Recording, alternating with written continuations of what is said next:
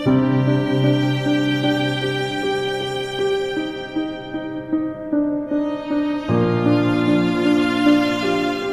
বছরের এই ছোট্ট জীবনেই মিম বুঝে গেছে তার শৈশব আর কখনোই রঙিন হবে না। হয়তো মেনেও নিয়েছে নিজের নিয়তি। বাবা মা দুজনেই হারিয়ে গেছে পাহাড়ের মাটিতে, কিন্তু রেখে গেছে বিরাট এক দায়িত্ব। ছোট বোন সুমাইয়ার বয়স মাত্র 17 মাস। এই দুনিয়ায় সে ছাড়া তার আর কেউ নেই।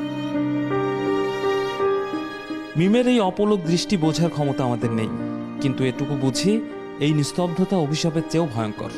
প্রায় 10 মিনিট আগে ওদেরকে আমরা নিয়ে যাই। আমার পাশে আমার আরেকটা ভাই থাকে, বড় ভাই, ওর বাবার বড় ভাই আর কি। তো নিয়ে যাই ওখানে, আমরা সবাই যাই। তো ওখানের ঘটনার মধ্যে থাকে আমার ভাই, ওর বাবা, ওর মা আর আমার মামা। 17 মাসের এই শিশুটির ছোট্ট হৃদয় এখনো গুঁড়ে কাঁদতে শিখেনি, কিন্তু জেগে থাকলে চোখ দুটো সবসময় খোঁজে মায়ের কোল। একটু বড় হলে হয়তো বাবার কাছে মায়ের ভালোবাসা খুঁজতে পারতো, কিন্তু সেই সৌভাগ্যও তাদের নেই।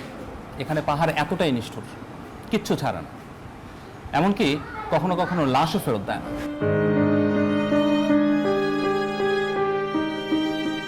প্রায় একই পরিণতি ফারিয়া আর রাকিবের। মা আগেই ছিল না, বাবাকে হারিয়েছে 4 দিন আগে। অভিভাবক এখন চাচা আর দাদি, কিন্তু সবকিছু হারিয়ে তারাও দিশেহারা। হঠাৎ করে এই ঘটনাটা ঘটে গেছে। ভাই কি করতো? আপনার পড়ালেখার খোঁজ কি সেই চালাইছে? যে আমার সবসময় আমার খরচপাতি দিত, আমার এখানে এসে দেখে যেত।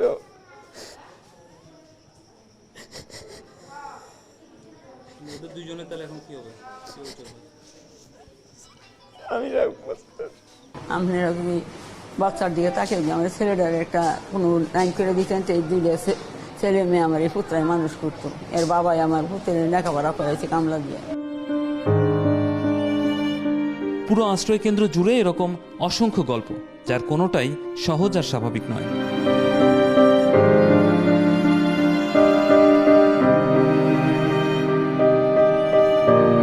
কিন্তু এর বাইরেও অভিশাপ পিছু ছাড়ে না।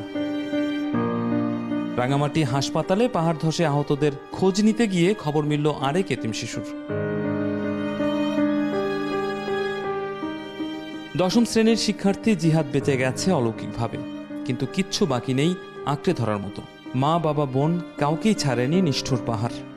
কোমর পর্যন্ত মাটির নিচে ছিলাম, আর দরজাটা আমার পিঠের উপর ছিল, আর টেবিলের সাথে চাপ খেয়ে আসছিলাম। টেবিলের খোঁটা ভেঙে আমার এখানে ঢুকে গেছিল একটু, অন্য আর মাথাটা একটু উপরে আসছিল আর কি। মেয়ের মৃত্যুর খবরে ছুটে এসেছে জিহাদের নানি, কিন্তু লাশের ছবির বর্ণনা দিতে গিয়ে মুষড়ে পড়েন এই বৃদ্ধা। জামাই ছেড়ে ওই বাচ্চাটা একখান, তারা একখানটা তুলছে, ওই বাচ্চাটা আটটায় এবার বাহের মতো মা হতো না। বহুদিন ধরেই রাঙামাটির এই পাহাড়গুলো মানুষের নিষ্ঠুরতা দেখেছে, কিন্তু যখন নিজেই নিষ্ঠুরতা দেখালো তখন কাউকেই ছাড় দিল না।